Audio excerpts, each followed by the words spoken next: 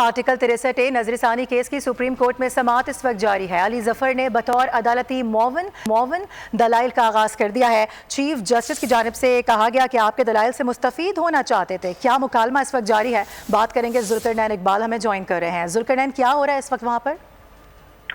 دیکھیں، جب بانی پی ٹی آئی کی جانب سے عدالتی کارروائی کے بائیکاٹ کا اعلان کیا گیا اور علی ظفر نے آگاہ کیا ان کی ہدایات سے، تو چیف جسٹس آف پاکستان نے کہا کہ ہم تو آپ کی دلائل سے مستفید ہونا چاہتے ہیں، لیکن بدقسمتی ہے کہ آپ کارروائی کا حصہ نہیں بننا چاہ رہے، لیکن آپ کیا بطور وکیل ہماری معاونت کر سکتے ہیں؟ سر، پہلے علی ظفر خاموش ہوئے، پھر انہوں نے کہا کہ میں اس حوالے سے سوچ کے بتا سکتا ہوں، لیکن پھر انہوں نے کہا کہ اگر عدالت کہے گی کہ بطور وکیل معاونت کروں تو تب میں معاونت کرنے کے لیے تیار ہوں۔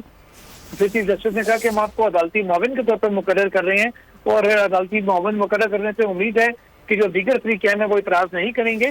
اس پر فاروق نائک اور جو پاکستان پیپلز پارٹی کے وکیل ہیں اور صدر سپریم کورٹ بار شہزاد شوکت روسٹم پہ آئے، انہوں نے باری باری آ کے عدالت کو بتایا کہ ہمیں علی ظفر کو بطور عدالتی معاون مقرر کرنے پہ کسی قسم کا کوئی اعتراض نہیں ہے۔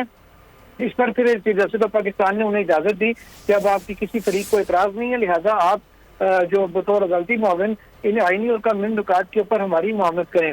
اس پر پھر علی ظفر نے اپنے دلائل کا آغاز کیا، جس میں ان کا کہنا ہے کہ عدالت نے آئینی درخواستیں صدارتی ریفرنس کے ساتھ کیونکہ دائر ہوئی تھی تو یہ کہہ کر نمٹا دیں کہ صدارتی ریفرنس پر اپنی رائے دے چکے ہیں، اور لہٰذا اس لیے آئینی درخواستوں کے اوپر کوئی الگ سے فیصلہ نہیں دیا گیا۔ علی ظفر نے یہ بھی کہا کہ نظر ثانی کا دائرہ محدود ہوتا ہے، اس لیے جو محدود دائرہ کار ہے وہی نظر ثانی درخواستوں کا جائزہ لے سکتی ہے۔ چیف جسٹس آف پاکستان نے کہا کہ کیا عدالت کی یا کوئی جج یہ کہہ سکتا ہے کہ وہ آئین کی کسی فلاں چیز سے خوش نہیں ہے، اس سے یہ تاثر قائم ہوگا یا وہ تاثر قائم ہوگا؟ اگر کوئی سزائے موت سے خوش ہے یا ناخوش ہے، دونوں صورتوں میں اگر فیصلہ ہو جائے تو اس سے عمل درآمد کرنے کے سب پابند ہوتے ہیں۔ کیا کوئی جج حلف اٹھا کر یہ کہہ سکتا ہے کہ وہ آئین کی کسی شخص سے خوش نہیں ہے؟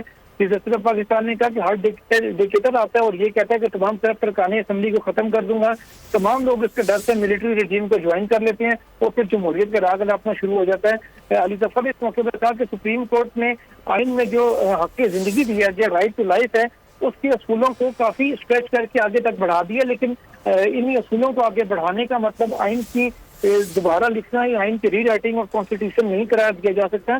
انہوں نے اس کی مثال دی اور کہا کہ آرٹیکل 17(2) ہے جو سیاسی جماعتوں کو کسی بھی شخص کو سیاسی جماعت بنانے کا حق دیتا ہے۔ اب آئین میں یہ کہیں نہیں لکھا ہوا کہ وہ سیاسی جماعت الیکشن لڑنے کا بھی حق رکھتی ہے۔ سپریم کورٹ نے اپنے فیصلوں میں اس آئین کے آرٹیکل کی تشریح کے ذریعے سیاسی جماعتوں کو الیکشن لڑنے کا حق دیا تھا، بعد ازاں اس کو قانون کا بھی حصہ بنا دیا گیا، تو اس کو بھی ری رائٹنگ اور کانسٹیٹیوشن نہیں کہا جا سکتا۔ یہ دلائل کے علی ظفر کے جو بھی اس وقت جاری ہیں اور ججز مختلف آئینی اور قانونی نوعیت کے سوالات بھی ان سے کر رہے ہیں۔ ٹھیک ہے، ذوالقرنین ہمیں اپڈیٹ کر رہے تھے۔ آرٹیکل 63 نظر ثانی کیس کی سپریم کورٹ میں سماعت اس وقت جاری ہے۔ علی ظفر کی جانب سے دلائل کا آغاز کیا گیا ہے، دلائل اس وقت بھی جاری ہیں۔ جب یہ کارروائی کا آغاز ہوا تو اس وقت چیف جسٹس کی جانب سے کہا گیا کہ آپ کے دلائل سے ہم مستفید ہونا چاہتے تھے، لیکن آپ نے خود کو کارروائی سے الگ کر لیا۔ سبسکرائب کریں اور بیل دبائیں تاکہ کوئی خبر رہ نہ جائے۔